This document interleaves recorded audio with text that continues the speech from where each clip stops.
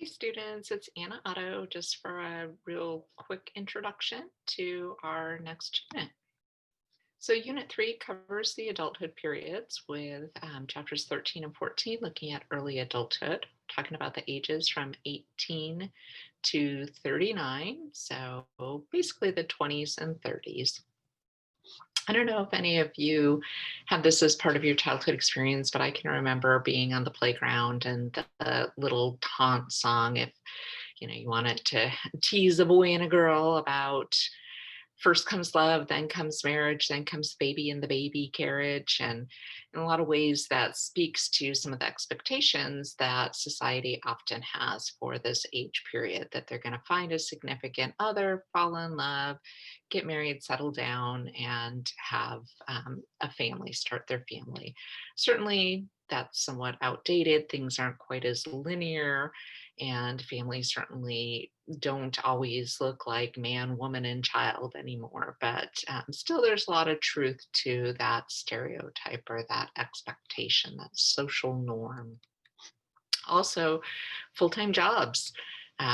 Along with settling down, finding the love of your life, and starting your family, you're expected to settle into a career. And so, over on the left here, I don't know if any of you are old enough to know of Dolly Parton's first movie, 9 to 5, where she starred along with Jane Fonda and Lily Tomlin, just looking at the world of work, office work, and looking at some, gendered um, norms and expectations, which unfortunately some of which haven't gone, but had to throw in over on the right what modern day work sometimes looks like now. And I know some of you can relate to this either as students and or as workers with family and other commitments at home happening along with trying to get your work done. So, certainly there is an expectation of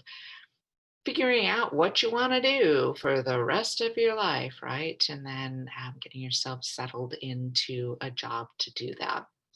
I know for some young people, holidays can be an uncomfortable time when you get together with family. You might be happy to see family, but especially as you move into and through your 20s in particular, maybe getting a lot of questions about why you aren't doing certain things that the older generation maybe feels you should be doing. So, just a little tongue in cheek look at that.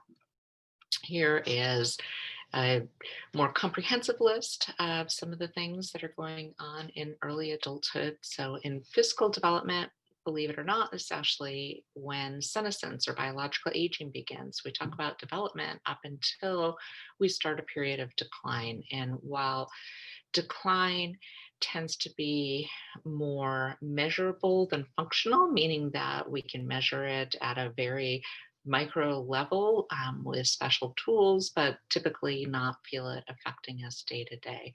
But that senescence or that biological aging, that decline is starting as early adulthood, and different systems decline at different rates and become more noticeable at different rates. We do see certainly still some growth and development happening in early adulthood, though, particularly the beginning of early adulthood.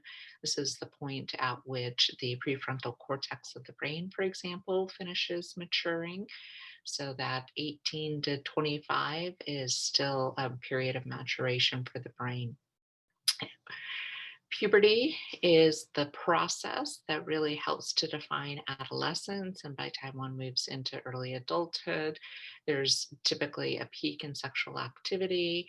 It's when individuals are at their reproductive prime, meaning the easiest time to conceive and reproduce. Although, again, as early adulthood, we start to see declines in that. And you'll read more about that in the text, and we have some more information about that in the module. Cognitive development, we talk about post-formal cognition. If you remember with Piaget, formal operations was the last stage he talked about, and formal operations was the last stage he talked about. So there is still certainly some change that can happen after adolescence, and some theorists who agreed with what Piaget had to say, but wanted to describe changes beyond adolescence. We collectively talk about that as post-formal expertise, becoming expert at something, having very specialized knowledge increases, as does creativity, um, and different kind of way. And as we already noted, it's also a time when people are being expected to train for and settle into careers. You read about this idea of emerging adulthood, 18 to 25. So that kind of transition between adolescence and adulthood. Read about Erickson talking about intimacy, that tying in with that idea of love, family life cycle. This is the period when most individuals move out of their familial home and start their own independent lives and home. Also, as we said, a time when most people marry and have children. Cohabitation is living together without marriage, more and more common in the US and other Western countries. And we also see changes in other relationships, including sibling relationships, where siblings tend to become more companionate. They're at more of an equal playing field, oftentimes bonding with each other over those crazy parents that they might share. So, just a quick overview of some of the things to look forward to. Okay, talk to you later. Bye.